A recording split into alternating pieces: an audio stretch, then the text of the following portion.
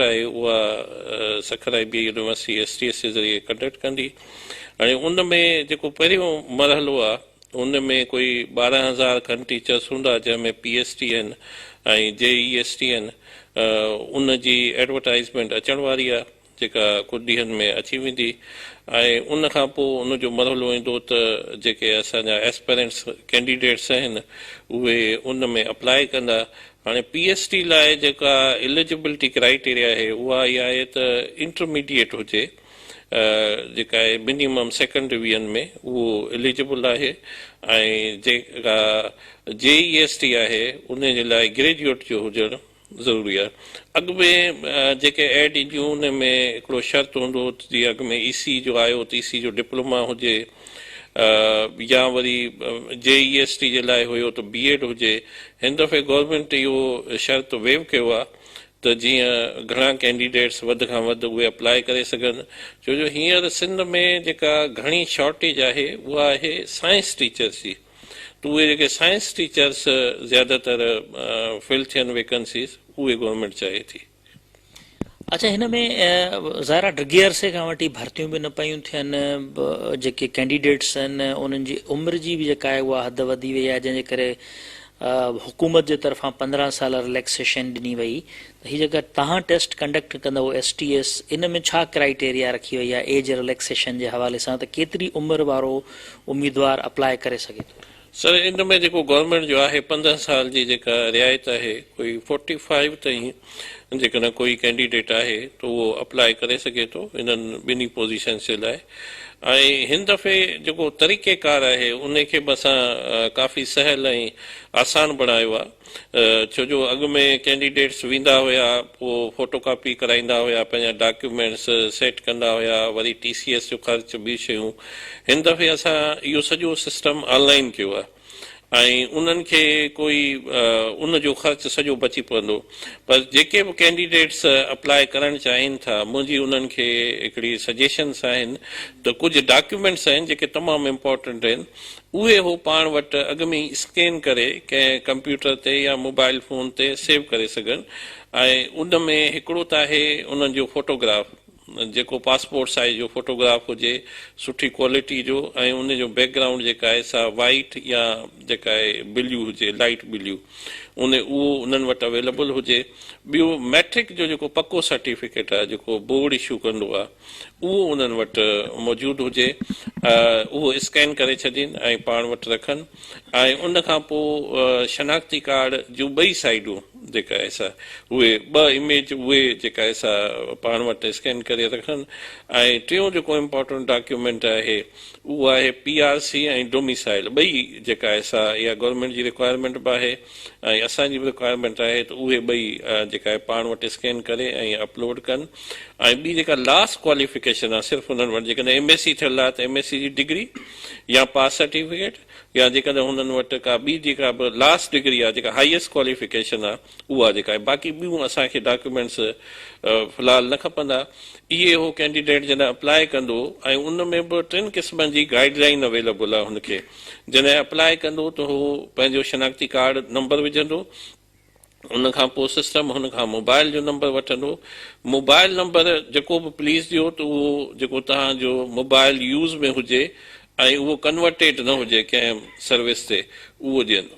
अच्छा सर, हिन में इहो बि ॿुधाइजो त जेको सिलेबस हूंदो जंहिंमां हीअ टेस्ट कंडक्ट थींदी उहो छा छा हूंदो, उन जे लाइ तव्हां उम्मीदवारनि खे हाणे सां ई आगाही ॾियणु शुरू करे ॾिनी आहे त उहो तयारी कनि पंहिंजी टेस्ट जी? जी, इहो तमामु सुठो क्वेश्चन तव्हां पुछो। इन में ईअं त जेके असां सैम्पल पेपर्स आहिनि उहे अपलोड करे छॾिया आहिनि ऐं उन में गाइडलाइंस अवेलेबल आहिनि। ऐं उन में जेके मेजर पोर्शन आहे जेको उन में 15 क्वेश्चन जेके आहे सा मदर टंग जा हूंदा। मदर टंग मां जेकॾहिं को सिंधी में करणु चाहे त सिंधी हुनजी मदर टंग, जेकॾहिं उर्दू में ॾियणु चाहे त उर्दू हुनजी। ऐं 15 क्वेश्चन वरी ॿिया हूंदा जेके जनरल नॉलेज, करंट अफेयर्स, इस्लामियात, पाकिस्तान स्टडी ऐं कंप्यूटर ते हूंदा। उहे बि हुन जी मदर टंग में लिखियल हूंदा, जेकॾहिं उहे उर्दू में बि हूंदा ऐं सिंधी में बि हूंदा। ऐं उन खां पोइ 20 क्वेश्चन अंग्रेज़ी जा हूंदा, उहे नेचुरली अंग्रेज़ी में हूंदा। ऐं उन खां पोइ वरी 25 क्वेश्चन मैथमेटिक्स आहिनि जेके मैथ जे इन मां हूंदा उहे बि अंग्रेज़ी में हूंदा ऐं 25 क्वेश्चन साइंस में आहिनि जेके बि अंग्रेज़ी में हूंदा। हाणे जेको सिलेबस आहे जेके PhD लाइ उहो 6 खां 8 दर्जे जो जेको कोर्स आहे सिंटेक्स बुक बोर्ड जो ऐं मां कैंडिडेट्स खे चवंदुसि त इहे बुक्स हाणे वेबसाइट ते अवेलेबल आहिनि ऐं PDF फॉर्मेट में अवेलेबल आहिनि, भली पंहिंजो डाउनलोड करे वठनि ऐं ख़ासि तौर ते जेके अंग्रेज़ी वर्शन जो किताब आहे 6 खां 8 जो उन मां तयारी कनि ऐं GST जे लाइ वरी 6 खां वठी मैट्रिक ताईं जेके कोर्सिस आहिनि ऐं किताब आहिनि उन्हनि मां तयारी कई वेंदी जेका आहे इन। ऐं JEST जो छा आहे? ही त PhD जो तव्हां ॿुधायो 6 खां 8 ताईं, JEST जो जेको सिलेबस हूंदो उहो छा हूंदो? हा, उहो 6 खां वठी मैट्रिक ताईं जेका आहे सा उन में बि मदर टंग साॻियो ई ऐं 15 क्वेश्चन उन जा 15 हा साॻियो ई हूंदो ऐं 15 क्वेश्चन जेका आहे सा GK जनरल नॉलेज ऐं ईअं 20 क्वेश्चन अंग्रेज़ी जा 25 ही समूरो जेको तव्हांजो क्वेश्चन पेपर हूंदो इहो MCQs ते हूंदो या हिन में एसे वग़ैरह या ॿियो को तरीक़ेकार बि आहे? 100% सर MCQs बेस्ड हूंदो ऐं उन में 4 ऑप्शन हूंदा ABCD ऐं आंसर शीट अलॻि सां हूंदी उन में उनखे सिर्फ़ु ॻोल्हा पाए उनखे हाईलाइट करिणो, उहा कार्बन कापी हूंदी ऐं उहा हिकिड़ी कापी असां कैंडिडेट्स खे उन वटि ई ॾेई छॾींदासीं। ॿी जेका शइ मां तक़रीबन सभिनी कैंडिडेट्स खे गुज़ारिश कंदुसि त असां वटि हिकिड़ो हिन वक़्तु इम्पर्सोनेशन खे चेक करण जो डिवाइसिस आहिनि, कोई 50 खां मथे आहिनि जेके नादरा सां कनेक्टेड आहिनि। उन जे करे मां कैंडिडेट्स खे चवंदुसि त जंहिं वटि बि पंहिंजा डॉक्यूमेंट्स फोटो अपलोड कनि त पंहिंजा ओरिजिनल कनि, पंहिंजो ई कनि, छो जो इहो जेकॾहिं कोई कैंडिडेट उन में पकिड़िजी पवे थो ऐं जालसाज़ी में त उहो वरी सॼी उमिरि लाइ उहो ॿी कंहिं टेस्ट गवर्नमेंट जी जे लाइ एलिजिबल न थींदो। त इहा हिकिड़ी तव्हांजे लाइ हिकिड़ी सुठी अपॉर्चुनिटी आहे त पंहिंजे इन खे जेका आहे सा सेफ रखो ऐं उहे ई डॉक्यूमेंट्स अपलोड कयो जेका आहे। अच्छा, समूरा जेके बि उम्मीदवार अप्लाई कंदा उहे फॉर्म जेके बि पंहिंजा फिल कंदा सभु ऑनलाइन हूंदा? को बि माण्हू फिज़िकली खणी अचे या TCS जे थ्रू न कंदो, सभु ऑनलाइन ई हूंदो? हा, उन में साईं आहे त फॉर्म बि ऑनलाइन भरबो ऐं इहे डॉक्यूमेंट्स बि हो ऑनलाइन ई जेका आहे। हिकिड़ो सिर्फ़ु जॾहिं हो फॉर्म भरींदो उन खां पोइ हिकिड़ो चालान जनरेट थींदो, उहो चालान हो सिर्फ़ु बैंक खणी वेंदा ऐं बैंक उते जेका आहे सा हुननि खां उहा जेको फी आहे उहा 700 रुपया उहा जेका आहे सा वठंदी ऐं असांखे ऑटोमेटिकली हुनजी इतला अची वेंदी त हे हिन जी फीस जेका आहे जमा थी वई आहे।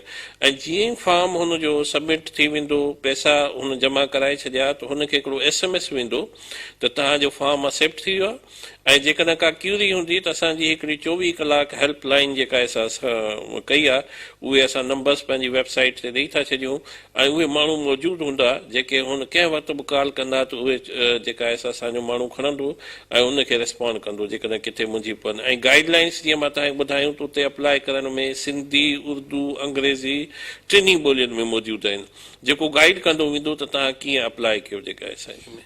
अच्छा, जेके बि एलिजिबल थी वेंदा टेस्ट में वेहण जे लाइ उन्हनि खे स्लिप वग़ैरह जेका आहे उहा बि ऑनलाइन ई वसूल थी वेंदी या उहा तव्हां मोकिले ॾींदव उन्हनि खे? हा, इहो बि तमामु सुठी तव्हां पुछी त उहा बि स्लिप बि हुनखे ऑनलाइन ई हिकिड़ो मैसेज वेंदो ऐं उतां डाउनलोड करे वठंदो। जेकॾहिं अॻियां हली असां इहो बि सोचूं था त जेकॾहिं कंहिंखे को अहिड़ो प्रॉब्लम अचे थो त हुन वटि इहा फैसिलिटी न आहे, कुझु असां हिकिड़ा जेके कम्यूनिटी कॉलेजिस आहिनि असांजा सॼी सिंध में उन्हनि वटि हिकिड़ो असां सेंटर ठाहियूं था, हेल्प सेंटर ठाहियूं था। फॉर एग्ज़ाम्पल जेकॾहिं कंहिंखे को डॉक्यूमेंट स्कैन कराइणो आहे उन वटि न आहे फैसिलिटी त उन सेंटर ते हलियो वञे, उहो उनखे फ्री में करे ॾींदो। जेकॾहिं उनखे को इहो स्लिप प्रिंट कराइणी आहे ऐं हुन वटि न आहे इहा फैसिलिटी त उहो उते हलियो वञे। पर जेकॾहिं कोई माण्हू ईअं मोबाइल फोन में बि जेका आहे सा ॾेखारींदो त उहो उते उनखे प्रिंट करे जेका आहे सा ॾेई छॾींदा। अच्छा, लास्ट सर इहो ॿुधाइजो त इहो ख़ुदि हिकिड़ो वॾो सुवालु हूंदो आहे त कैंडिडेट जो पास जेको हूंदो उहो छा परसेंटेज हूंदो, केतिरी शरह मुक़ररु कई वई आहे त 100 जो जेको क्वेश्चन्स जो हूंदो तव्हांजो क्वेश्चन पेपर केतिरा सवाल दुरुस्त हुजनि त उहो पास थींदो, शरह केतिरी तय कई वई आहे प्राइमरी जी ऐं सेकेंडरी ॿिन्ही जी? हाणे इन ॿिन्ही में जेको गवर्नमेंट हाणे सर्कुलर में ॿुधायो आहे त 55 मार्कूं 100 मां हुनखे टोटल खणणियूं आहिनि ऐं हर सेक्शन में जेको जीअं मां ॿुधायो त मदर टंग आहे ऐं साइंस आहे, मैथ आहे, अंग्रेजी आहे, उन में हर में 45% उनखे पास करिणो आहे। सो टोटल 55 जेका आहे उनखे ॿिन्ही में, PhD में बि ऐं JESD में। अच्छा, जेके मुख़्तलिफ़ सेक्शन्स आहिनि, मैथ, अंग्रेज़ी, उर्दू, हर सेक्शन में घटि हू 45% खणे ऐं जनरल मजमूई तौर ते हू 55 खणंदो त पोइ पास थींदो। ऐं बाक़ी जेका कोटा आहे उहा UC वाइज़, तालके वाइज़, उहो गवर्नमेंट ऑलरेडी जेका आहे अनाउंस करे छॾींदी त हिन जेका आहे ज़िले में हेतिरियूं सीटूं आहिनि ऐं हिन तालके में हेतिरियूं आहिनि, हिन UC में हेतिरियूं आहिनि। छो जो इहो गवर्नमेंट जो हाणे जेका पॉलिसी आहे त उन में UC बेस्ड सीट्स खे एलोकेट कनि था, त उन UC जा ॿार खे जेका आहे प्रेफरेंस हूंदी जेको वधीक मार्कूं खणंदो जेका आहे, ऐं त केतिरियूं सीटूं आहिनि हू उन हिसाब सां फिल कंदा वेंदा जेका आहे। मतिलबु जीअं यूनियन काउंसिल लेवल ते मक़ामी माण्हू टीचर भर्ती थिए त जीअं उते ई सर्व करे बजाए जो उहो ॿिए हंधि हलियो वञे, इन जे करे इहा शइ, इन जे करे गवर्नमेंट चाहे थी। छो जो अॻु में इहे मसइला थींदा हुया त माण्हू प्रेफर कंदा वॾनि शहरनि ॾांहुं या बदिली कराए वेंदा, त हाणे गवर्नमेंट एटलीस्ट हुननि सां 3 सालनि ताईं उहो हिकिड़ो एग्रीमेंट कंदी त 3 सालनि ताईं उहो बदिली न थी सघंदो ऐं उहे पंहिंजे घर जे भर में ई जेका आहे स्कूल में उते सर्व करे सघंदो। उहो गवर्नमेंट तय करे छॾियो, उहो तय करे छॾियो आहे जेका आहे त UC बेस, इहो लास्ट बि UC बेस जेका आहे ठही हुई ऐं हाणे बि उहा पॉलिसी जेका आहे कंटिन्यू रहंदी। नज़रनामा गुफ्तगू दी ज़ाहिद हुसैन खंड साहब, सरबराह STS IBA यूनिवर्सिटी सखर, हुन ॿुधायो त हिन वक़्तु टेस्ट जूं जेके आहिनि उहे तयारियूं हलनि पियूं ऐं तमामु जल्द अख़बारुनि में इश्तिहार जेके आहिनि उहे तालीम खाते सिंध हुकूमत जे तरफ़ां जारी कया वेंदा, जंहिंखां पोइ 37,000 प्राइमरी ऐं JST टीचर्स जी भर्तीअ जे लाइ टेस्ट जो मरहलो जेको आहे उहो शुरू कयो वेंदो। इब्तिदाई तौर ते 12,000 भर्तियूं थींदियूं जिन जे लाइ उम्मीदवारनि खां टेस्ट जेका आहे उहा वरिती वेंदी ऐं टेस्ट जी जेका शरह रखी वई आहे पासिंग जी, उहा घटि में घटि 55% जेको आहे मार्कूं खणंदड़ उम्मीदवार खे पास करार ॾिनो वेंदो। इहो गवर्नमेंट ऐं जेका टेस्टिंग इदारो आहे उन में मामिलो इहो तय थी वियो आहे ऐं तक़रीबन सिलेबस जंहिंमां टेस्ट ईंदी उहो बि अपलोड थी चुको आहे। हाणे हिन वक़्तु इंतज़ारु आहे त सिंध हुकूमत जो तालीम खातो बाज़ाब्ता तौर ते अख़बारुनि में इश्तिहार जारी कंदो, उनखां पोइ नौजवान अप्लाई कंदा ऐं अप्लाई जो तरीक़ेकार जेको हूंदो उहो बि ऑनलाइन ई हूंदो।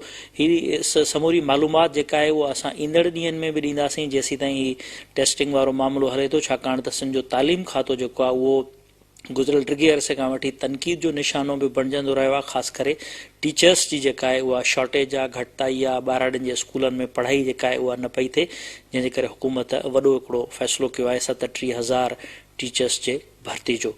कैमरामैन सिकंदर अली सां गॾु जान मोहम्मद महर, KTN न्यूज़, सखर।